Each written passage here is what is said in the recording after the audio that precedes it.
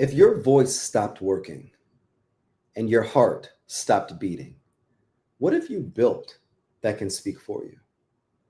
In today's conversation, we're talking about how to build something that lasts and 6 key components of thought leadership that will help you go from just another title to a leader that left a lasting impact.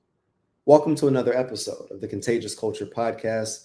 I'm your host, Kyle King, and the goal of this podcast is to help you create an ecosystem of academic excellence. Through inspiring conversations, practical strategies, and insight, we empower educators, leaders, and thought leaders and change makers just like yourself create an ecosystem of academic excellence where they feel proud of the work that they've built, but they also leave with the strategies, methodologies, techniques, and tools to not just impact students within the classroom, but to empower communities. In my career, I've had the privilege of writing multiple books, speaking on a multitude of stages, empowering thousands of students and adult learners around the world. And there's one thing that's true. There's a difference between someone that is doing good work and someone that's going to be remembered. Someone that possesses a title, a leadership title, but then someone that was an actual leader. And today we're going to talk about thought leadership and what that means and why it's important for anyone listening to adopt these 6 characteristics, these 6 steps, so that you can take what you've been given and you have a responsibility to share it with the world. As a believer, there's so many scriptures that talk about the importance of obedience. There's so many books that talk about our calling and our destiny and our purpose in our lives. And we watch movies and we read books and we hear stories of what great people, men and women, have been able to build. And all of this started with a vision. And they were using their gifts and their talents, and they had a vision that kept them laser focused to achieving what they wanted to achieve within their lives. But no visionary, no person that we talk about today was without challenges and trials and tribulations. And oftentimes we talk about stories in the way of where they were, what they did, and where they ended up, and the impact that it created for a multitude of people. When you think of people like King Solomon or Moses or Job, or even characters outside of the Bible, such as Steve Jobs, Barack Obama, or Martin Luther King Jr., various trailblazers out there have done absolutely amazing things, yes, but it's not in what they've done that allow us to write stories about them. It's not about reading their resume. It's the trials, the tribulations, and the challenges that they have experienced and how they've navigated through those muddy waters of change, how they've overcome the feelings of imposter syndrome, or how they were so focused on creating futures for other people, and why we get so engrossed in reading the stories of other people. I'm the same way. You know, I never thought that I would have been in a position of influence and thought leadership. It took me years to really recognize that I was even a thought leader and multiple books and all of these various things. And it wasn't until there are certain challenges that I experienced that led me to believe that, wow, I actually have something to say. When I was graduating college, I had a choice to go work in corporate America for a major organization, or follow my passion and to continue to build this nonprofit that I was building, launch a book that I had been writing, and go do the impactful work that I believed God was creating me to be able to do. But I chose resources and finances over a future of being able to help other people. So I chose to go work with a Fortune 100 company And I recognized within 8 months that I made the wrong decision. I got let go. As a part of the program that I was leading at that time, I got let go. And now being unemployed, trying to figure out what life is going to throw at me next, I went back and I realized that, hey, I wrote this book, but because of imposter syndrome, because of me in my early 20s, not believing that I was even good enough, I didn't write the book or didn't release the book. So I launched the book, had massive success within the first 30 to 60 days, built a business based upon the book and started speaking at schools and conferences and doing all of these various things and living this purpose-driven work that I was called to live. And because of the lack there of options and the lack there of choices, I was thrown into a season of empowerment and an impact, but in solution of problems. This led me to moving and transitioning to North Carolina, where I was driving down the street, saw this building to my right, pulled into the building. And if you've seen one of my episodes or heard this story before, you can fast forward through this part. But the building on the right side of it said Queen City STEM School. At the time, I was an early entrepreneur, still self-employed, launching additional content and books. So I knocked on the door. They let me in. I met with the individual principal that was there, and I asked one question. I introduced myself and I said, hey, my name is Kyle King. I'm an author, entrepreneur. I work with schools and I speak. The one question that I asked is, how can I serve? That one question allowed me to be the dean of students, the director of marketing, grow and found a school, be a board member at a nationally recognized charter school, build a publishing company, empower thousands of students around the globe, write additional books, and become the man that I am today. The beginning of thought leadership is a commitment to service. It's a commitment to using what you've been given in, yes, a strategic way, using that charisma, using that personality, using your experiences and all of the things that you've been given or that you've gone through. But you have to be committed to serving other people. Every book that I have written, I've always told people when they ask me the question of, Kyle, why have you written so many books? And 8 books later, I say the same thing. When I complete a chapter of my life or in my professional career, I want to write about it so that I can teach others how to start and do the same. I recognize that there was a gap in students that were in high school and college, and they didn't know how to maximize their educational experience, get internships, get advice, goal set, identify what they actually wanted to do, all of these various aspects. So my first set of books were the Mission Plan series, the Decision, the Discovery, and the Destiny, on how you walk through and navigate them through life. I completed that. So I wrote about it, and now it's being utilized by high schools and colleges around the country. As I continue to grow, I recognized that I wanted to just do more things for myself. So I wrote a poetry book, and I wrote this poems, and I wanted to be able to show people that creative side. I closed that chapter and continued to move forward. Then I recognized how it was as a dad. And as a father and raising a son, I recognized all of the various things that I wish I knew, but then there were so many other dads out there that weren't as creative as me.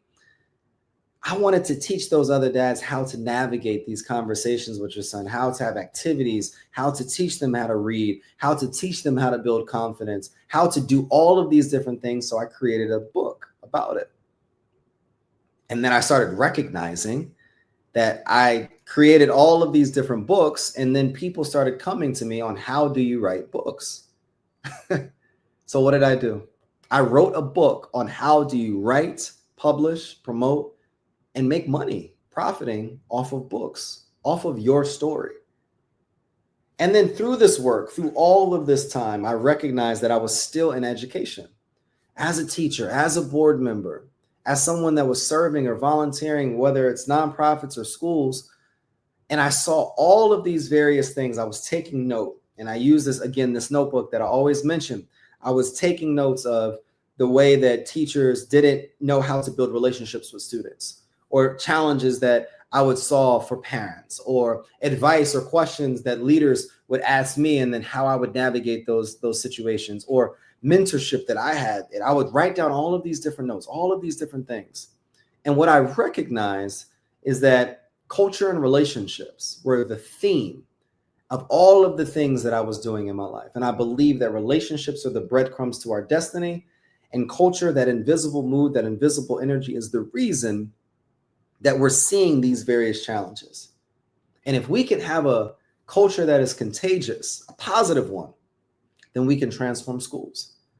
So then it birthed Contagious Culture, creating an ecosystem of academic excellence. And I truly believe that the energy you bring is the culture you create. So in every season, I wanted to serve people. I wanted to be the individual that was not hoarding information and was willing to freely share, whether it's starting this podcast to be able to educate, empower, and equip educators, change makers, and leaders just like yourself, whether it's writing an additional book, writing articles. My goal is one thing. It's not just to create content to be famous. No, it's to serve, because there's someone out there that doesn't have access to the same people as you. There's someone out there that doesn't have the resources to invest in the same opportunities that you have. There's someone out there that don't know the right questions, don't have access to the right people, and don't have the things. So I wanted to be committed to being the person that if you come to my page, listen to my podcast, or meet me in person, that I would be willing and able to share. Now, how do you get to this point of sharing? How do you get to this point of thought leadership? And what does that look like on a day-to-day basis? I gave a training a little while back on the 6 pillars of business. And I wanted to be able to work with entrepreneurs at the time and help them understand how to take what you have and duplicate it and create a system that allows you to be remembered, but then also something that's actually driving impact. I changed that model and it's evolved over time to be the 6 pillars of thought leadership. Because if we're thought leaders and we're serving and we're building, now we'll be able to create legacy, but then also drive impact, which will then ultimately create an opportunity to generate income on the back end as well. The first step that I want you to write down is become a reputable specialist. In any area, and let's just talk about medicine, you don't want to go to a general practitioner. Now, you probably have to go to your family physician first if you have certain symptoms, but if you recognize that you have a heart disease or some cancerous disease, you're not going back to your family physician. You're going to a reputable specialist to give you the diagnosis, to give you the treatment that you need so that you can feel better, be in less pain, and be able to navigate through life. So the first step of becoming a reputable specialist is, number one, identifying your area of expertise and strive to become a specialist rather than a practitioner. Your value is determined by the quality of your work and the results that you achieve. Why this is important, and one thing that's true for me, is that the Contagious Culture podcast has produced many episodes. My work, Contagious Culture, creating an ecosystem of academic excellence, has been sold across the world. And I wanted to be known as the person, when you think culture, when you think relationships, when you think school advancement opportunities and development, you think of Kyle King. But you don't just think of me as the thought leader, but you also think of the company, the Culture Lab. I don't want to just diversify myself in a way where I'm doing leadership, I'm doing this, I'm doing that, I'm doing all of these various things. I wanted to specialize in cultural development and advancement of schools. That is it. And what we've specialized in is working with independently ran charter and private schools, not just public. So we've niched down. And then when we started niching even more, we wanted to work with high performing schools. Independently ran, 1,500 students or more. So now when you start niching down, now you can become great in processes and all of these things in what you do. So one of the action steps that I want you to, that I would recommend you doing is writing down your experiences, your results, your achievements, your educational background, and identify the areas where you excel and have a track record of success. For me, what this allowed me to do is determine what specific subject or field I considered myself in. And based upon the knowledge, the expertise, the various results that I was able to produce, it allowed me to backwards design and write the book, The Contagious Culture, creating an ecosystem of academic excellence, build the Culture Lab, and launch this podcast, the Contagious Culture Podcast. It allowed me to understand where's my zone of genius, what do I know really, really well, where I don't have to study it to communicate it. I can speak from a multitude of experience based upon the various areas where I've lived in my life, books that I've read, and things that I've actually done. Once we've become a reputable specialist by really auditing ourselves, the second step that I want you to consider is defining your problem, your person, and your process. Think through the set of people's problems that you would want to solve. And this is a tool that I've used. When we've shared this theory with other leaders, they always ask, well, Kyle, how do I know what problem I want to solve? And I ask the same question all the time. If you were having to give a speech for 30 minutes on a specific topic before you died to a specific person about a specific thing to do, and this was the last speech that will stamp your legacy, what would you talk about? And when you think about that problem, are you committing your life to actually solving that problem? You're in education for a reason. You're watching this podcast for a reason. You're wanting to create change for a reason because there's a story behind your desire to empower people. Isolate a singular problem and identify the person who struggles most with that problem. Once you've done that, I want you to consider this. What are the challenges that this individual is experiencing? What are objections that they may have about moving forward in their life? And then I want you to break down what they're going through and where they desire to be.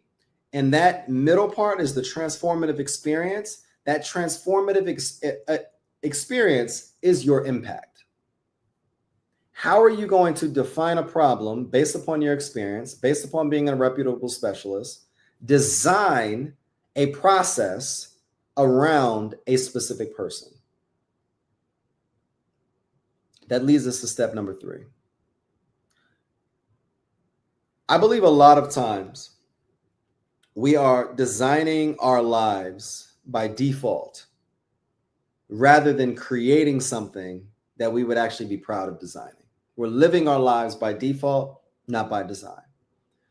So how do you design a life that you would actually be proud of? And how do you design your life in a way that you are in alignment with your problem, process, and person? Are you the actual person that is living the solution to that problem?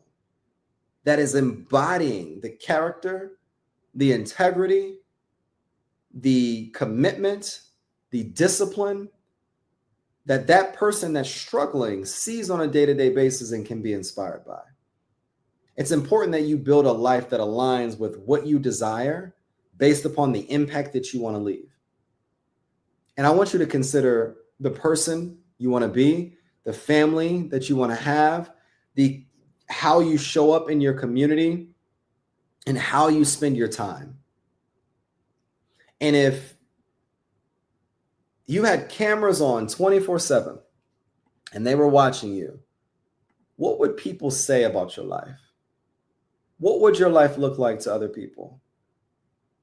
So what's important in this step is that you write your top 3 values and priorities in your life. Create an updated schedule, aligning yourself with those values and your ideal activities on a day-to-day basis that can allow you to live your problem process so that you can continue to inspire your person. And it's important to evaluate the cost associated with this life. What are the things that you have to get rid of? Where are the areas where you're going to have to give some trade-offs? What are the decisions that you're not going to have to move forward with? The distractions that you're going to have to eliminate? The people that you may have to elevate or execute? Where are the areas where you need to grow? This is why it's important to live a life by design, not just by default.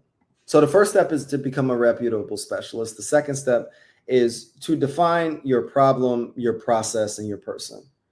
That will allow us to live a life based upon design that is in alignment with that specific step. Now it's time to grow what we call the lifetime value of your following. What are products, services, articles, content, collateral, or what is the value that you're delivering to the world? Daily, we've been producing podcasts, and we're going to produce podcasts every single day throughout the rest of the year. I have 8 books to showcase value. We release articles on a weekly basis, newsletters on a weekly basis. 3 pieces of content every day are going up across platforms to be able to communicate the importance of this work and a commitment to what we're doing to be able to transform lives. How are you grouping the different problems that you've identified earlier into logical categories?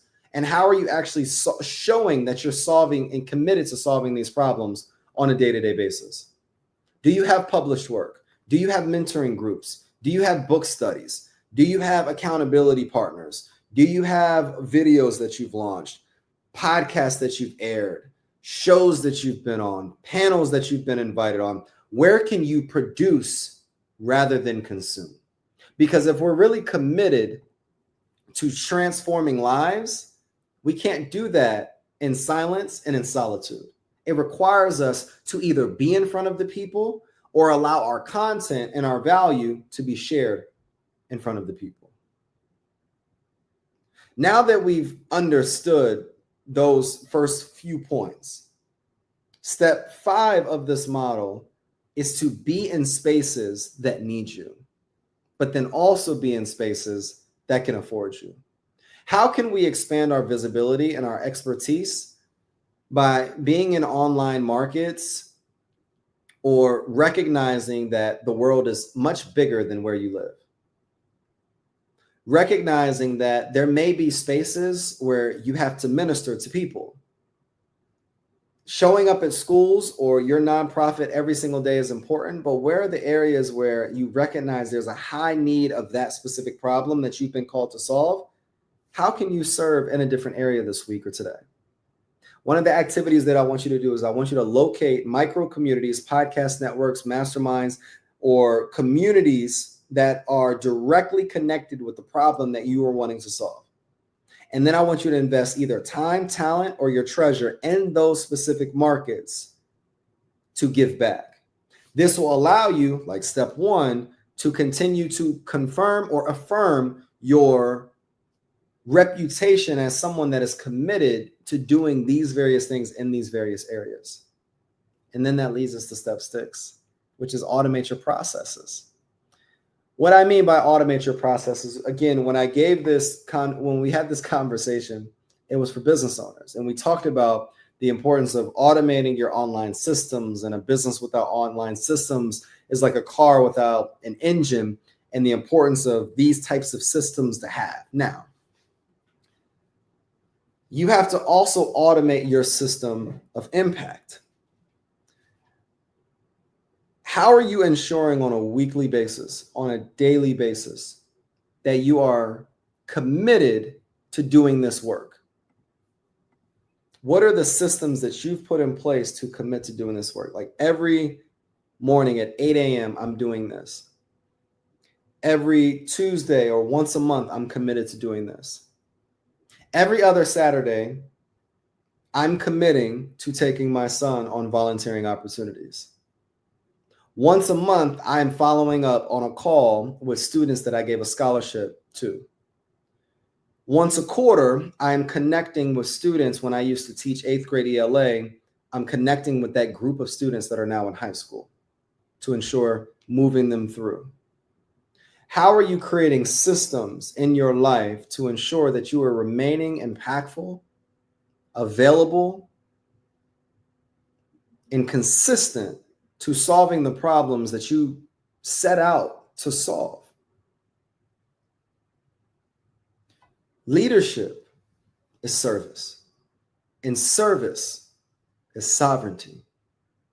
So in order for us to be these pillars of thought leaders, in order for us to have a name that means something, in order for us to be remembered for the good that we've done, in order for people to write stories, not just about our resumes and our success, but stories of our bounce back, stories of our transformation, stories of how we hurdled over those challenges and trials and tribulations and became better. Those stories, it requires one thing: a heart of service. And that energy that you bring, that culture is contagious. My name is Kyle King. I'm the host. And I just want to thank you for joining us on the Contagious Culture podcast. And I want you to ask yourself this week one question: what kind of culture am I spreading? Culture is everywhere and in anything. Make yours worth catching. We'll see you next episode.